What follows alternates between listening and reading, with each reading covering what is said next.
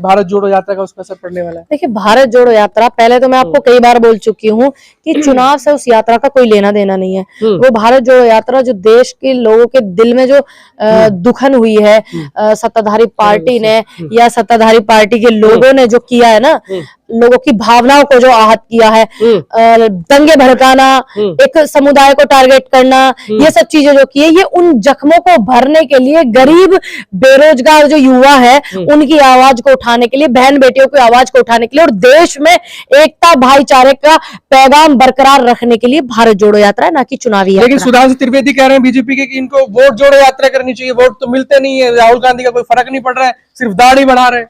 देखिए, दाढ़ी बढ़ाना, इसका मतलब मोदी जी ने जो दाढ़ी बढ़ाई थी, क्या वो राहुल जी से सीखा था? क्योंकि राहुल जी जब उसमें आए थे राजनीति में 2013-14 में, तो राहुल जी की जब भी दाढ़ी बढ़ी हुई थी।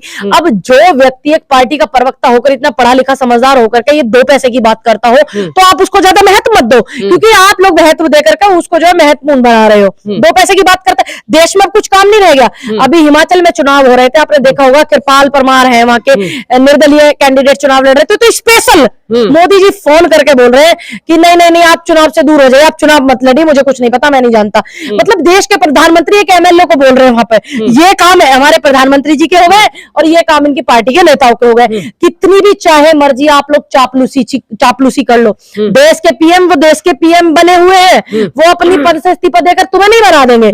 दूसरी बात, वोट बटोरो, ये वोट नीति का काम आप करते हो। जब चुनाव आता है, हमारा काम है जब वोट के लिए बोलने का। ये भारत जोड़ो यात्रा पूरे देश के लिए, पूरे किसान, मजदूर, मजलूमों के लिए, गरीबों के लिए, भाईचारे को बरकरार रखने के लिए है। और ये 2-2 पैसे की बातें जो करते हैं, ये भारतीय जनता पार्टी में ही लोग मिलते हैं।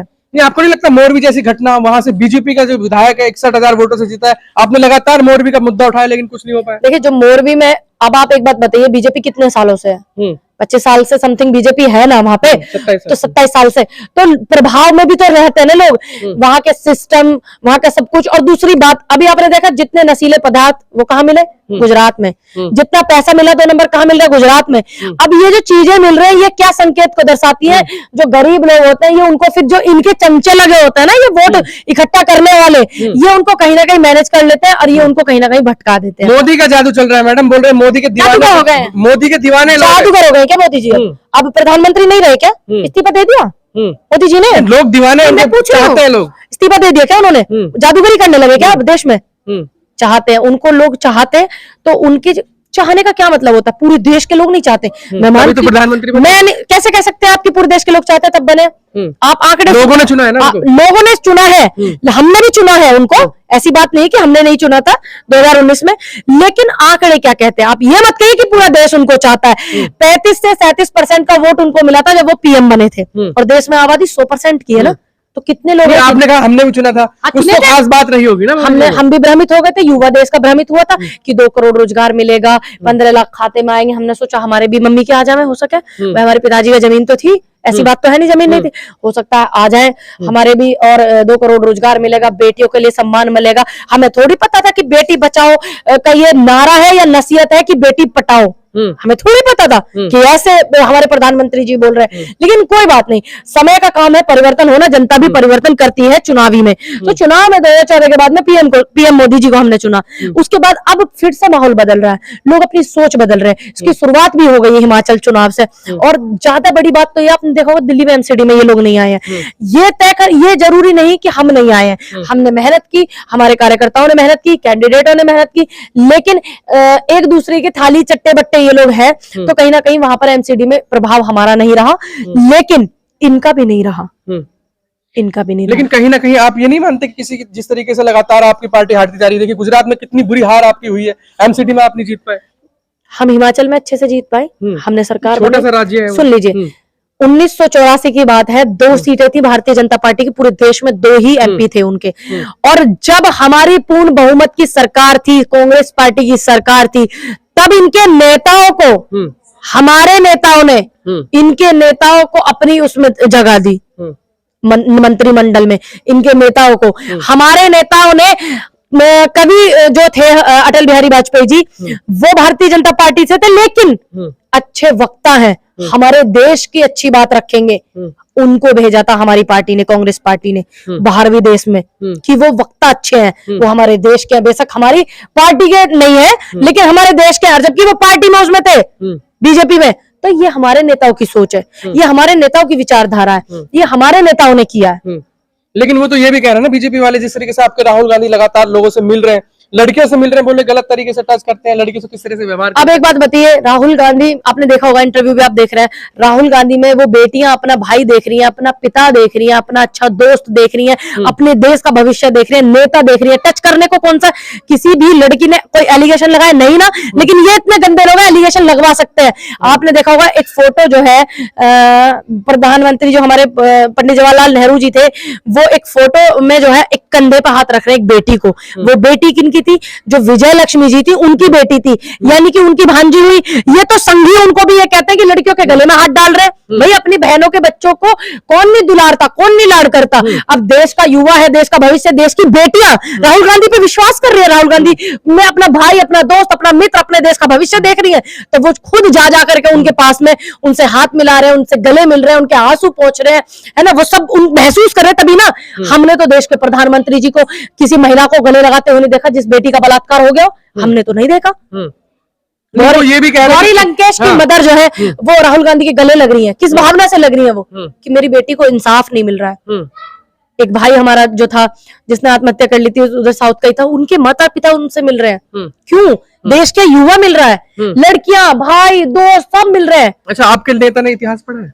मेरे नेता ने बिल्कुल पढ़ा है। वो तो कह रहे हैं वीर सावरकर के बारे में उल्टा सीधा बोल रहे हैं। वीर सावरकर का इतिहास पढ़ लेते तो आज वीर सावरकर के बारे में गलत नहीं बोल। देश में अगर धर्म की डिबेट हो, देखो मैं कितने खुले मन से बोल रही हूँ, धर्म की डिबेट हो, वेद शास्त्र पुराण, अगर इन भारतीय जनता पार्टी में से किसी का भी नेता है तो मेरे नेता से डिबेट कर ले। रही बात इतिहास पढ़ने की, इतिहास मेरे नेता ने पढ़ा है। मेरे नेता, अरे इन दो पैसे लोगों का काम यही होता है कि दो पैसे की बात करें, ठीक। मेरे नेता ने इतिहास पढ़ा है और मेरे नेता वर्ल्ड के पढ़े लिखे 7वें नंबर के इंसान है। 7वें नंबर के पढ़े लिखे नेता मेरे नेता है, मुझे गर्व है। अगर इनके नेताओं की इतनी औकात है तो मेरे नेता से नजरें मिलाकर के बात करें ना।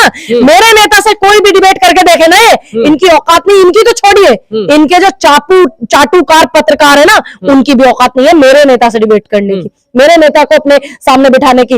प्रधानमंत्री जी की हैसियत है या गृह मंत्री जी की है तो करे ना राहुल जी से बात बैठ करके खुले मंच पे, करे अपने बराबर का मानते नहीं, करे ना बात, तो सच ही कहते हैं। वो है ही नहीं मेरे नेता उनके बराबर के। मेरे नेता जो है उसका परिवार से, उस खानदान से जिन्होंने देश के लिए शहादत दी, और ये उस खानदान से है, उस परिवार से जिन्होंने माफीनामे लिखे, जिन्होंने बलात्कारियों को सपोर्ट किया। तो वाकई नहीं है मेरे नेता इनके बराबर के।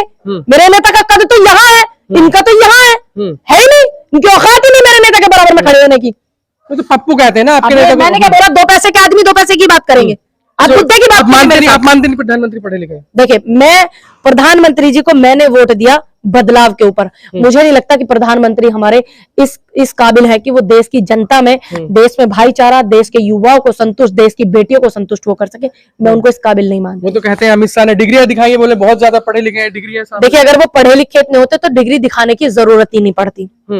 ये सफाई प्रत्यक्ष को प्रमाण पत्र देश चलाने मैडम, तो वो गलती हो गई ना, गलती से चुन लिया हमने। दोबारा गलती हो गई, फिर लोगों ने दोबारा चुन लिया। दोबारा हमने चुना, हमने सोचा भाई 5 साल इनको समय लग रहा है, हो सकता है हम 5 साल और देते हैं इनको, ये सोचा लोगों ने।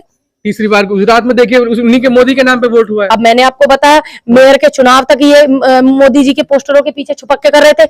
मेयर के चुनाव तो इनके मेयरों के औकात नहीं थी अपने मेयरों के चेहरे पे लड़ने की। एमसीडी के जो चुनाव हुए सारे चुनाव ही मोदी जी के मोदी जी के नाम पे चुनाव हो रहा है। सुनिए, मोदी जी के नाम पर, क्योंकि राजा चाहता है कि सिर्फ मैं दिखूं और कोई ना दिखे। मोदी के नाम पर वोट मिल रहा है, आप मानते हैं? मैंने तो नहीं बोला वोट मिल रहा है, नहीं, मैं तो ये बोल रही हूँ कि वो उनकी तो औकात ही नहीं है। क्यों? ये सिर्फ ये दिखाना चाहते हैं कि मोदी जी मोदी जी मोदी जी, युवाओं ने मोदी जी किया, सिर्फ ये वो दिखाना चाहते हैं। अगर इनकी इतनी हैसियत है, अब एक बात बताइए, दिल्ली में अगर मेयर चुने जाते तो क्या पीएम मेयर बनते?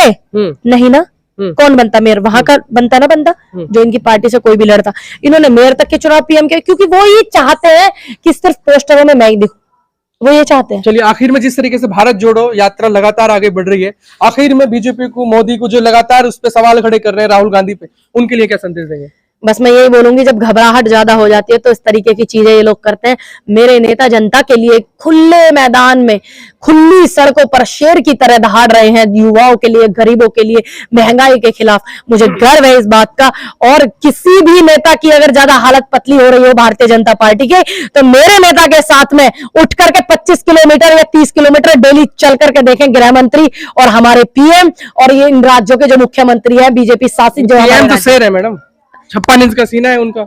आपने नापा था? नापा आपने? बोलते नहीं है, बोलने में क्या होता है? बीजेपी बोलते तो वो ये भी है कि बेटी पढ़ाओ बेटी बचाओ, वो तो ये भी बोलते हैं। तो आप दोनों बातों को सच मानेंगे? तो जवान, यहाँ देश का रुपया फिसल रहा है वो नहीं दिख रहा आपको, तो हम जवान भी फिसलती ना देखें उनकी? देखेंगे ना। बाकी मेरी बहुत सारी शुभकामनाएं, और मैं बहुत सारी शुभकामनाएं दूंगी हिमाचल को कि उन्होंने सही निर्णय लिया, वहां की जनता ने, और अपना फैसला वहां पे सुनाया। और आने वाले समय में और राज्यों में भी चुनाव है, और हमारे जितने भी राज्यों में चुनाव है, हमारे लोग समझ रहे हैं, युवा समझ रहे हैं, हमारे सभी देश के लोग समझ रहे हैं कि क्या सही है क्या गलत है। चलिए, शुक्रिया हमसे बात करने के लिए।